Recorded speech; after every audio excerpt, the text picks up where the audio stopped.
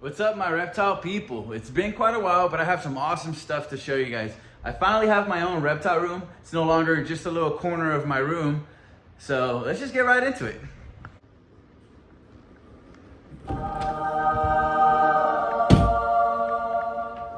Look how good it's turning out. I love it, man.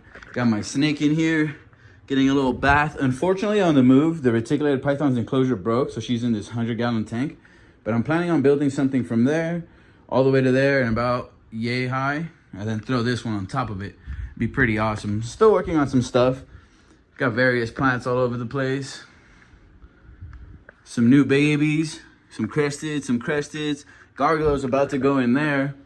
And just look at the enclosures. They're all looking amazing. I'll show you guys each one by one with all the animals. Maybe give them some worms. I already have the glass for the new enclosure. And then just an awesome view out the window. Show you guys what that looks like in the morning. It's spectacular.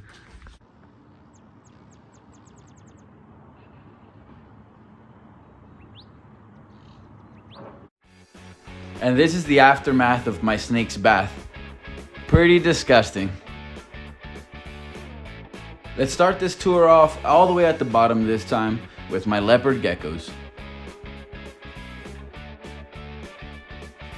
These guys I'm just keeping as pets. I did have a beautiful bull stripe female that I wanted to pair up with this super maxino male here. However, she's no longer with us, so I really don't have any breeding plans for these two.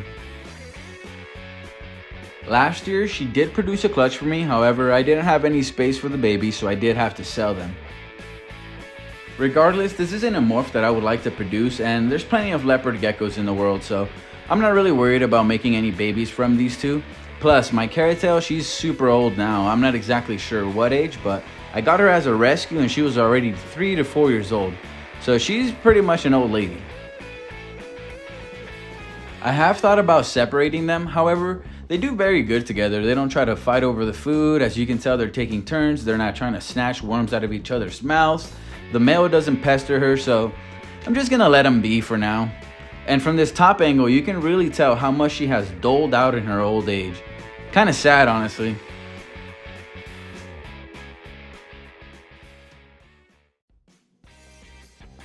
Next up, we have the Gargo Gecko baby. This is actually the little gecko that lost its tail. I was making a playlist showing week by week progression of him regrowing its tail. However, during the move, I kind of failed in documenting it all. But he has fully regrown his tail, it's regained its color and pattern, and he's pretty much back to normal. Now, I won't be keeping this one as a holdback. I will be making him available and giving you guys a great price since he does have a regrown tail. That's not to say that it's not a beautiful gecko, just not the morph that I'm going for. This is what he looks like when he's fired up. An absolute gem. Working our way up, we have his clutch mate. This one is a holdback. I'm keeping my fingers crossed for female, but only time will tell. I haven't worked with this one quite as much as its siblings, so it's still very shy. Yeet! Damn, reviewing this video, now I can definitely tell that it's a male. That's for sure 100% a hemipene bulge.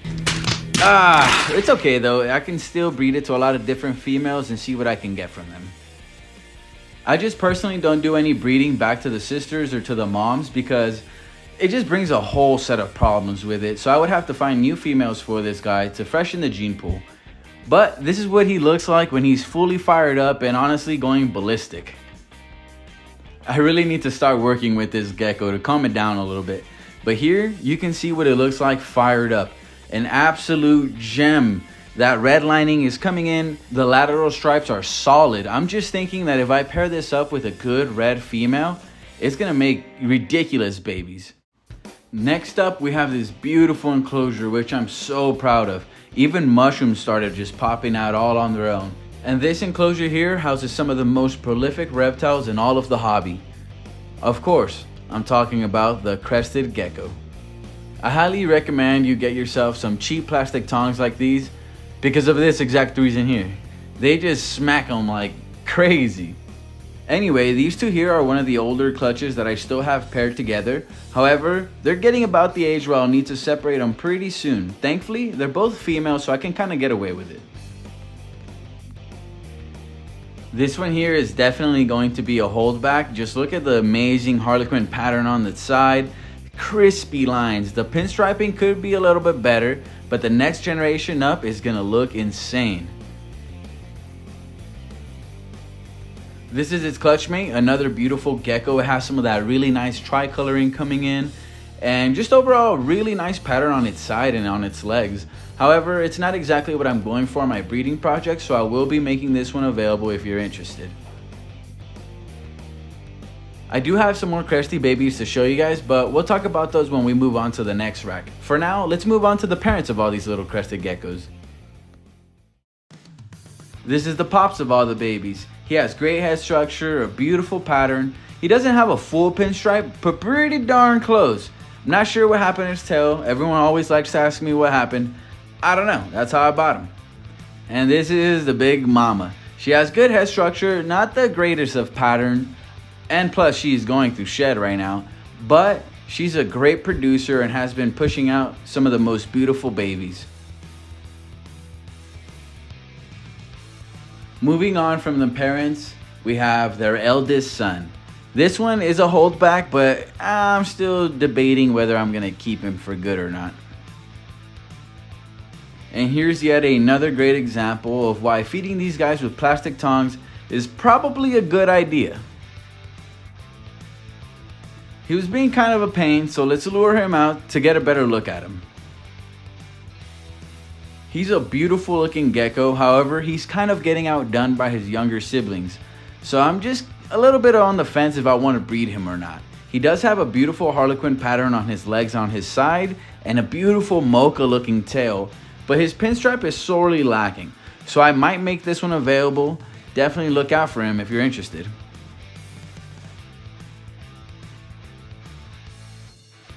Moving on from that guy, I have some of the most important baby geckos to me right now. As you'll see later in the video, I had a huge fail with my Gargo breeding project.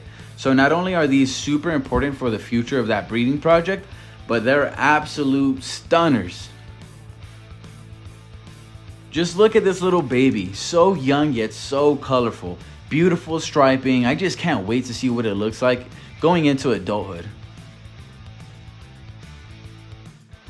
And this is its clutch mate. It's not quite as colorful, but that contrast on its striping is just absolutely beautiful. I can't wait to see what this one turns out to look like as well. Whoops. Moving on from those two little babies is another project that I'm pretty proud of. I've been doing a lot of work with these giant day geckos. As some of you know, they can slough their skin, drop their tails, and they're just extremely fast. This makes it a species that is very hard to tame down and very hard to ever handle. But let me show you exactly how I do it. To start off, you never want to put your hand over the top of these animals or they will absolutely freak. So what I do is I lure them to the top of the enclosure, like so. Fail, but that's okay because he's already food motivated and at the perfect position to be able to lure him onto my hand next. So that's exactly what I'll do. First, you want to bring his attention back to the food item, then slowly add your hand in and put the food item just a little bit out of its reach so it's forced to get onto your hand. It's really easier said than done, but with time it will begin to trust you. Now, what you want to do next is put him back onto the branch before he finishes his meal and realizes that you're holding him. Bam, that easy. Now, I know it doesn't seem like a lot, but for this species, you're kind of lucky if you're able to hold the door open without them just flying out of it. This is also a breeding pair that I'm hoping will finally breed for me this year. Fingers crossed on that one. This is a female that actually dropped her tail when I was trying to transfer her over to this smaller enclosure. So yeah, she doesn't really trust me like at all.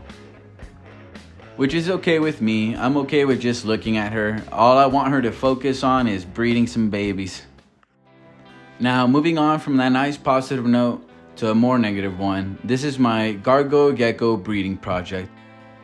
Unfortunately, one of my females and the male did pass away during the move.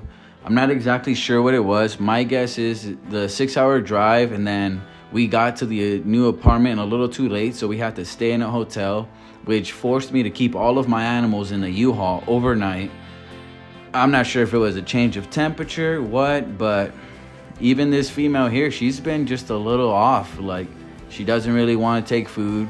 In all honesty, she seems a little sad.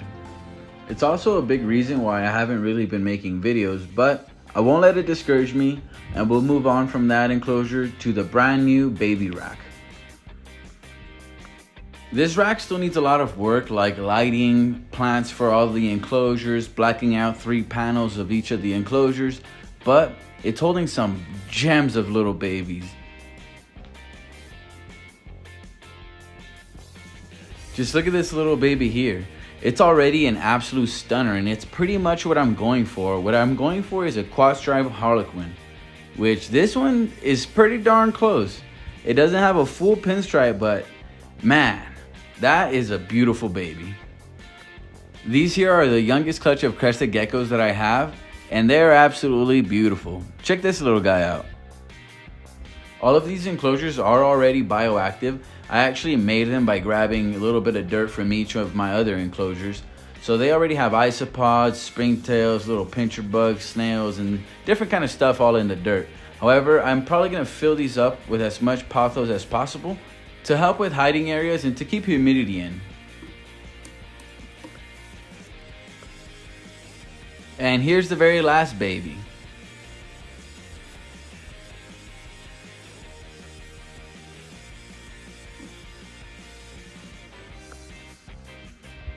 Another beautiful gecko. However, he is looking a little bit skinnier than I would like, so I'm probably gonna isolate this one and make sure it's eating well.